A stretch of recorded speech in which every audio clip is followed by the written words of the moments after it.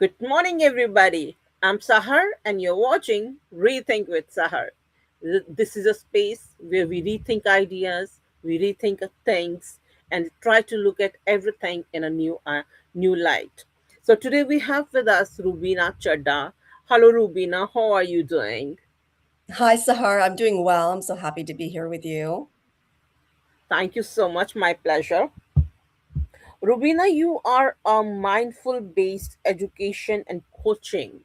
You have uh, a platform for that. So, what is it exactly as an educator, as a creative thinker, and how do you manage everything together? Yeah, thank you for asking that question. So, I lead at the intersection of mindfulness, creativity, leadership development, exploring how awareness becomes a lived change. I'm the founder of Inner Design. Excuse Mm-hmm. me. I'm the founder of Inner Design, a framework that integrates breath work, nervous system regulation, creative processing to help leaders and high performers realign their life from inside out. So, That's beautiful. thank you. My work asks a simple but very disruptive question of what happens when we stop performing identity and we start designing it consciously. Yeah. And what do you think is identity and consciousness? Identity as compared to consciousness. We stop identifying. What is it? The way that I look at identity is who you really are. Who were you designed, by the designer? Who were you designed to come here and be here? And consciousness obviously is being aware, is actually consciousness is happening all the time. We're not disconnected from it, but we get this opportunity and just to look in with awareness of what our consciousness is. And so that's why people say we became conscious, right? We became that consciousness because we became aware, aligned to turn within and see what is that is breathing through us, it's beating our heart, all of that part of us that we walk around oblivious to. I really think we walk around so much thinking we're just this part of our life. We think I think, excuse me, allergy season here. I think, therefore I am. And so we were trained that I am this thinking machine. I have all of my five senses mostly up here. I mean, a sense of touch is everywhere, but we become disconnected, disembodied from the rest of our being, even our organs, what creates our livelihood. And you see dis-ease from that. You see, disalignment. And we just are disconnected from ourselves and the part of us that is the feeling part, right? And we're more than those thoughts. We're more than those feelings. We become aligned to who we really are, our consciousness. So, consciousness is, you talked about body, you talked about inner organs, about the five senses. So, are we these? Are are these the consciousness, or consciousness is of these things? It's different. Yeah, we are all of these, but we're not limited to these. So we feel we are limited to just that part. If I see it, I will believe it. Or when I hear it from somebody, then it's validated. So we have not aligned with something deeper.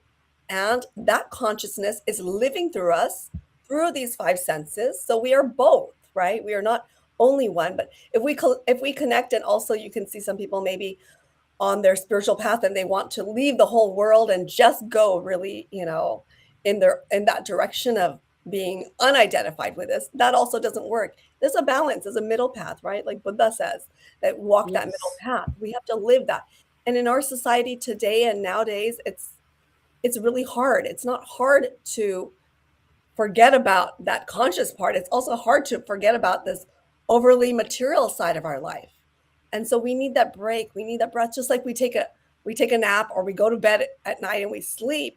People have become even unaligned to those natural rhythms of allowing sleep to be regulated and food and all that. We are just becoming so much outwardly focused, and we've lost that small connection. I'm not saying go and live in the cave and leave your life and just have a spiritual life. No, bring that Uh-huh. along, right? Bring it along to your day-to-day life. Have the hectic life if it's coming that way and the flow of it. And then say, yeah, but there's something in me that's consciously watching this. Take a moment to just check into that awareness and say, oh, okay, I'm busy, I'm working, I'm this outside person, but I'm also this inner world of myself that I So can't connect from, right? I'm reminded of a story from Upanishads. So it says there is a bird who's eating and there's a bird who's watching, and both of them are the same. That's right. Absolutely. Both of them are the same. And that expansive feeling is transformative. And we remember and we start to feel, why do we say we all are one? We are all one because that consciousness is within all, is with everybody, and it's universal. It's one energy. And so when we can connect to that, we feel that oneness. You and I here speaking, we feel this connection. You meet somebody on the street, you find, oh, there's some similarity and likeness, but we think that the similarity and likeness is on the outside.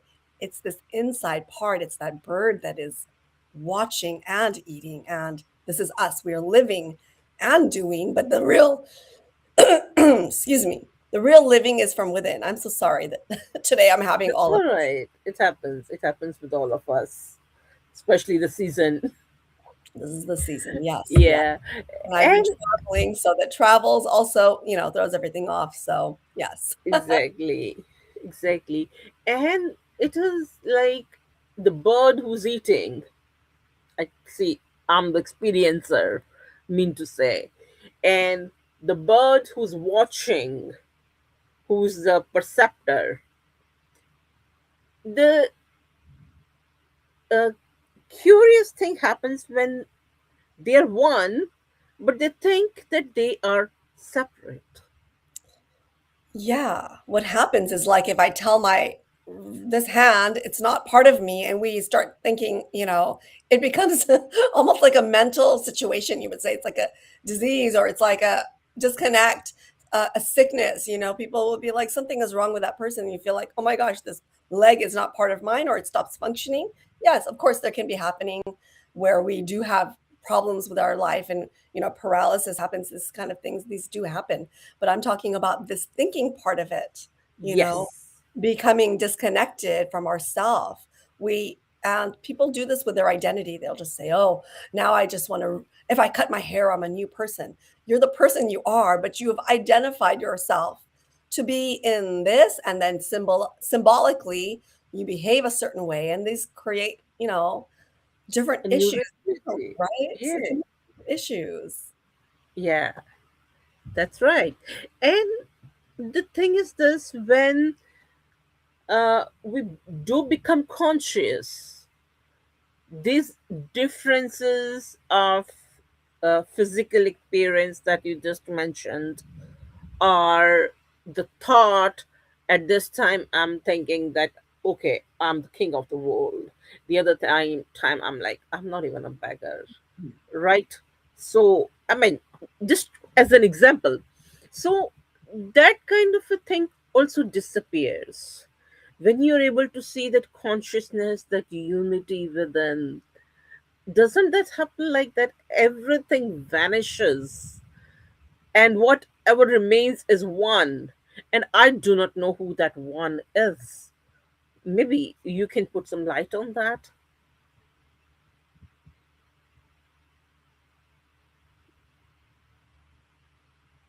Hello? Yes. Yes. Am I here? Am I coming clear? No, you cut down. You are still blurred.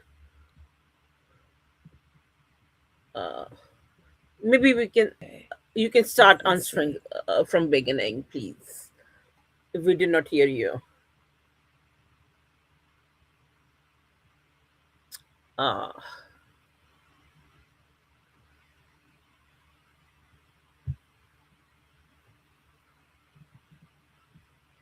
I cannot hear you, Rubina.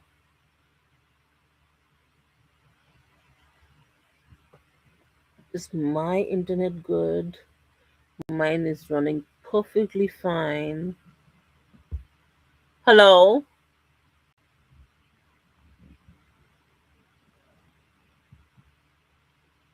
hello, Rubina. Rubina has disconnected. Let's wait for her for a few minutes and hopefully she's able to join us again.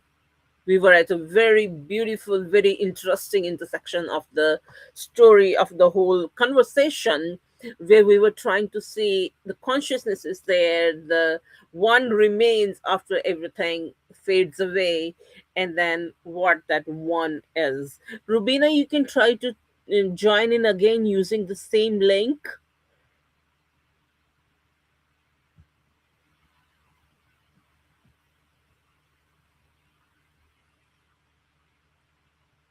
So, talking about her, with okay, okay, okay, okay. Yeah, Rubina is here. Let's see if we're able to join her again. Welcome back, Rubina. I'm so sorry for the glitch. Yes, no problem. So just like this is so interesting. This is the topic we're talking about, right?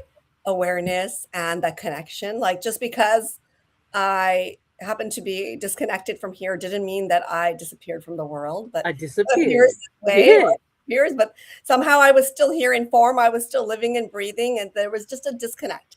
So I believe that awareness alone is not the transformation.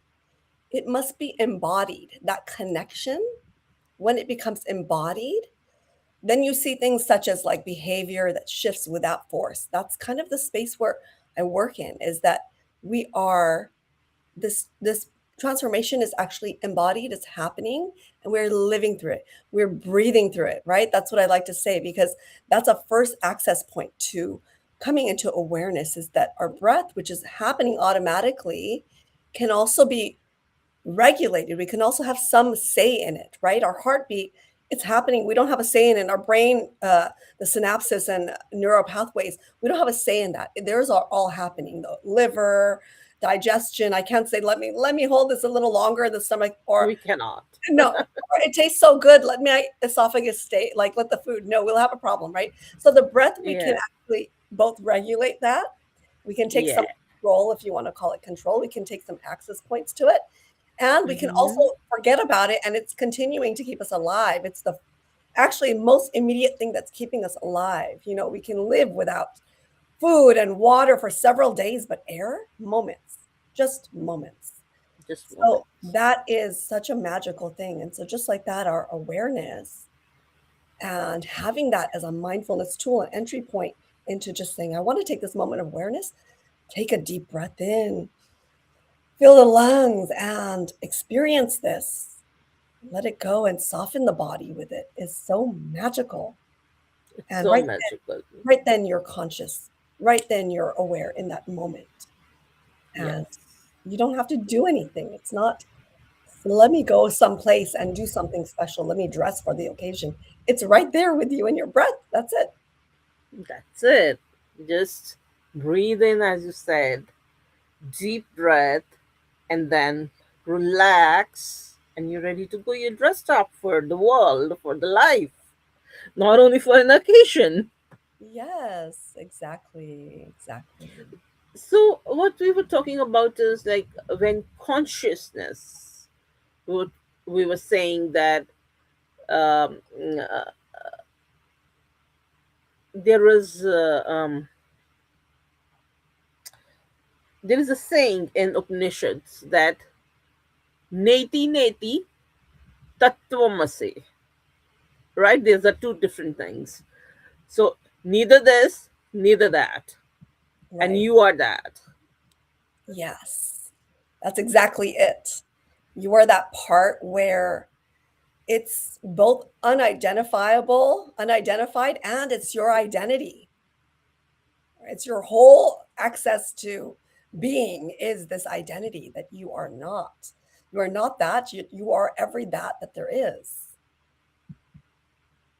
Yeah. And then when nothing is there, there remains something. That was the point where we were. There remains something, and that is called consciousness. What consciousness is? It the consciousness of, like you have been talking of consciousness of the body, of the thoughts, of emotions, of everything.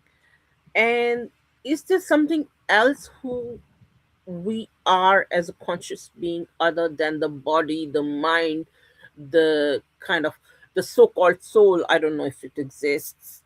So is there something different that is that we're conscious of, or is consciousness, like we just said, that the perceptor and the experiencer, they are the one? So apart from what we are experiencing, apart from what we are perceiving as a human being, is there something else? I'll say yes. A few things you said, right? We say nothing and we feel the word nothing is empty, but it's actually no thing, right? And thing, like as these material that we see around, it's not that, is what we're saying, right? Mm-hmm. We're not referencing that. And I grew up with this understanding that we are, I'm not the body, I'm not the mind, I'm not these thoughts and feelings. I am Satchitanand. That's it. Satchitanand, right? Satchitanand. And if you say, you said it, the soul. This is a definition of what we say when we say the word soul. Some people think soul is like this little spirit. When we die, it's like moving around. It's some light. It's this, it's that. I feel it. I don't feel it. No, Satchitanand has quality. Sat, right? What Truth. is the meaning of Sat? Truth. So this is the truth. What is the truth? I'm going to tell you. Chit. Is that Chaitan? What is Chaitan? That chit consciousness, that awareness. So I am a witness. I'm the witness of truth, right? And Anand. Anand is not happiness and joy like we think, oh, it's bliss. And what does bliss? We think of bliss as a positive emotion. Oh, I'm blissful. Oh, I had a chocolate. It brought me bliss. No. Oh, brought. Oh, Sure. what Then maybe it starts brought with bliss?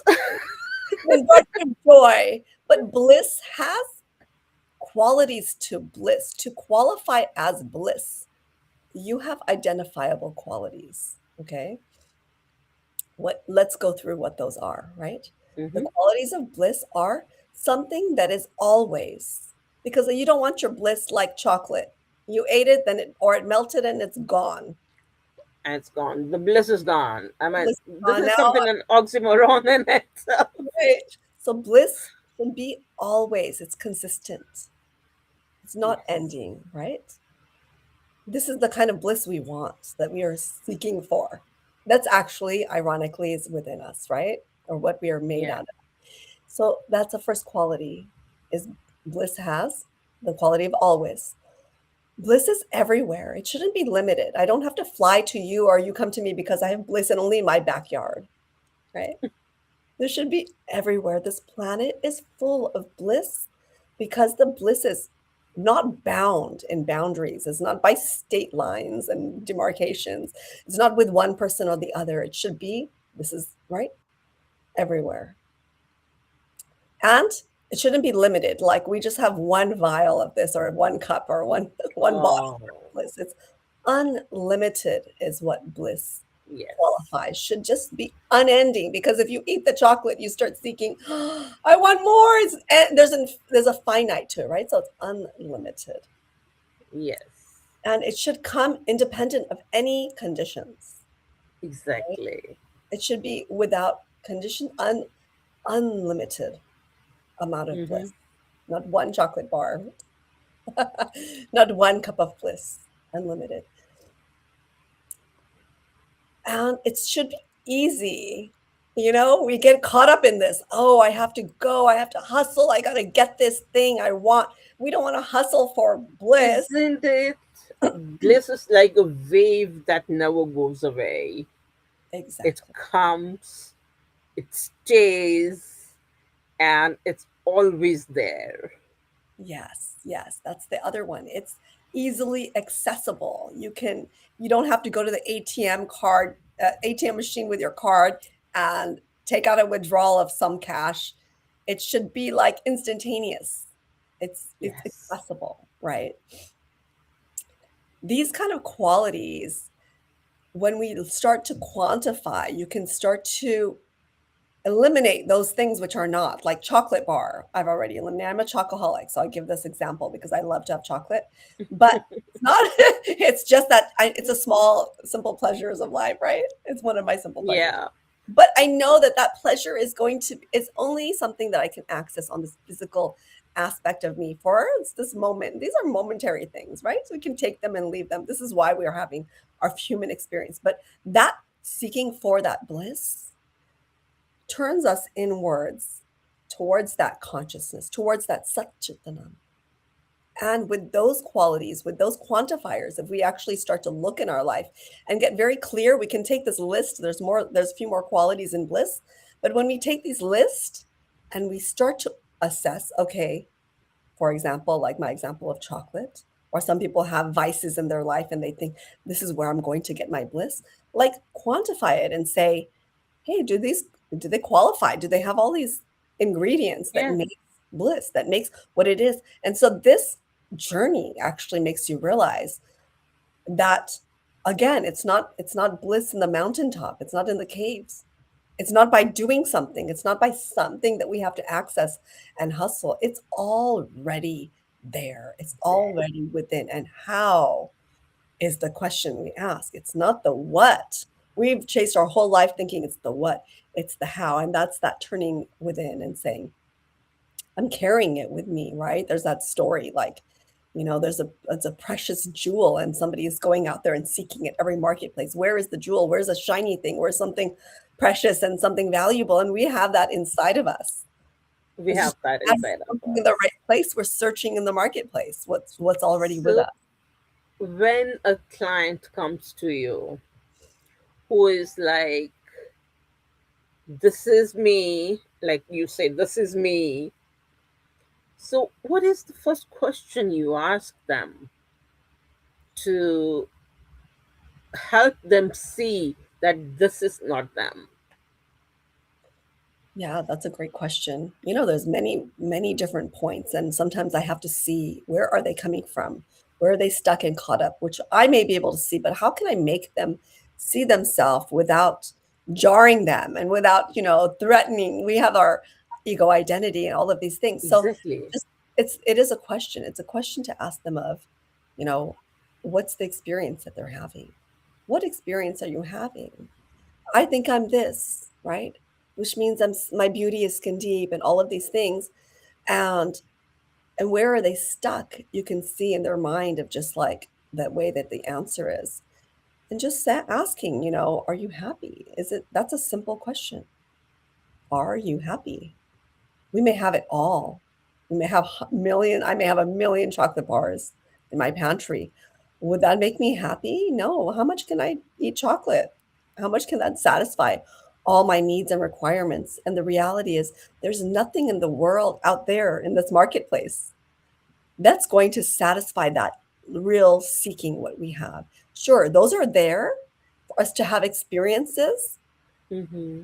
and to pass through them. We don't travel on a train and say, start opening our suitcase and saying, I'm staying on the train now. That's my traveling. We know this is carrying us to the destination. So all of our life experiences are like that too. They are just part of us traveling to the destination of which is what we're really seeking back. We've come here to experience what we are without, aside from this world, right? Without the world. So it's ironic. It's the same thing. The bird that's witnessing and the bird that's eating, yes, it's absolutely necessary. Go and eat all the chocolate bars. I don't tell anybody go run from that, right? But no, this is one aspect of my experience.